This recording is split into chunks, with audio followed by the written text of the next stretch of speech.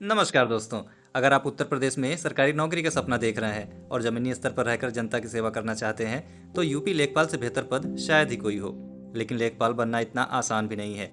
PET की बाधा से लेकर ग्रामीण परिवेश के सवालों तक बहुत कुछ समझना बाकी है। आज के इस वीडियो में हम बात करेंगे लेखपाल की सैलरी, काम के दबाव, प्रमोशन और सबसे जरूरी बात कि आप 2026 में लेखपाल बनेंगे कैसे। वीडियो के अंत तक बने रहिएगा क्योंकि मैं एक ऐसी प्रो टिप दूंगा जो आपकी तैयारी की दिशा बदल देगी। सबसे पहले समझते हैं कि आखिर लेखपाल होता क्या है। देखिए, लेखपाल राजस्व विभाग की सबसे मजबूत कड़ी है। इसे आसान भाषा में समझे तो गांव की जमीन का सारा लेखा जोखा इन्हीं के पास होता है। यह ग्रुप सी की पोस्ट है, लेकिन गांव के प्रशासन में इनका रुतबा किसी अधिकारी से कम नहीं होता। अब बात करते हैं लेखपाल बनते कैसे हैं। देखिए, अब पुराने जमाने वाला सिस्टम नहीं रहा। अब आपको 2 सीढ़ियां चढ़नी होंगी। पहली सीढ़ी है पीईटी। यह पहली और सबसे बड़ी बाधा है। अगर आपके पास यूपी का पेट का वैध स्कोर कार्ड नहीं है तो आप मुख्य परीक्षा का फॉर्म भी नहीं भर पाएंगे। दूसरी सीढ़ी है मुख्य परीक्षा। जब आप पेट के स्कोर के आधार पर शॉर्टलिस्ट हो जाते हैं तब आप लेखपाल की मुख्य परीक्षा में बैठते हैं। इसमें नेगेटिव मार्किंग भी होती है, तो तैयारी पक्की रखनी होगी। खुशखबरी की बात करें तो अब इंटरव्यू खत्म कर दिया गया है, यानी सिर्फ परीक्षा पास करो, डॉक्यूमेंट वेरिफिकेशन कराओ और सीधे वर्दी, मेरा मतलब है ज्वाइनिंग लेटर पाओ। क्वालिफिकेशन की बात करें तो अब सिर्फ 12वीं पास होना काफ़ी है, लेकिन पीईटी अनिवार्य है। उम्र की सीमा काफ़ी लचीली रखी गई है, 18 से 40 साल, यानी युवाओं के साथ साथ उनके पास भी मौका है जो काफ़ी समय से तैयारी कर रहे हैं। रिजर्वेशन के हिसाब से उम्र में छूट भी मिलती है। अब देखते हैं काम क्या करना होगा। बहुत लोग पूछते हैं कि सर लेखपाल आखिर दिन भर करता क्या है। इनको कुछ मुख्य बिंदुओं के तौर पर समझते हैं। पहला बिंदु है खसरा खतौनी। आपकी ज़मीन किसके नाम है, कितनी है, इसका रिकॉर्ड अपडेट करना एक लेखपाल का काम होता है। दूसरा पॉइंट है पैमाइश।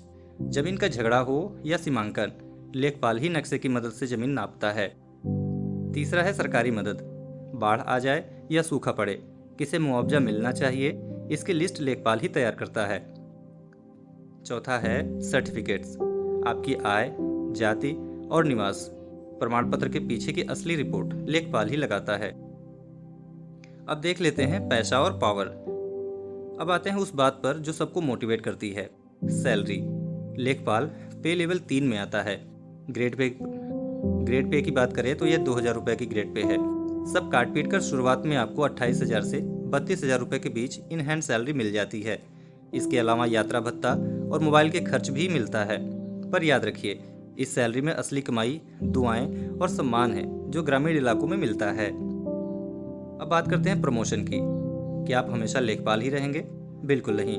अगर आप अच्छा काम करते हैं और विभागीय परीक्षाएं देते हैं तो आप राजस्व निरीक्षक यानी कानूनगो बनेंगे, फिर नायब तहसीलदार और रिटायरमेंट तक तहसीलदार के पद तक भी पहुंच सकते हैं।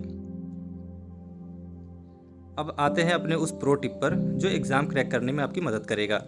जैसा कि मैंने शुरू में ही कहा था, मुख्य परीक्षा में सबसे बड़ा गेम चेंजर होता है ग्रामीण विकास एवं समाज। हिंदी, गणित और जीएस तो सब पढ़ते हैं, लेकिन जो इस सेक्शन में बाजी मार ले गया, सिलेक्शन उसी का होता है। इसमें सरकारी योजनाओं और खेती बाड़ी की शब्दावली पर पकड़ बना लीजिए। तो दोस्तों, ये थी यूपी लेखपाल की पूरी कुंडली। अगर आपके मन में कभी भी कोई सवाल है, चाहे वो पेट के कटाव को लेकर हो या सिलेबस को लेकर, तो कमेंट सेक्शन में बेझिझक पूछिए। अगर वीडियो जानकारी पूर्ण लगा हो तो इसे उन दोस्तों के साथ शेयर करें जो वर्दी या सरकारी कुर्सी का सपना देख रहे हैं। सब्सक्राइब करना मत भूलिएगा। मिलते हैं अगले वीडियो में। जय हिंद।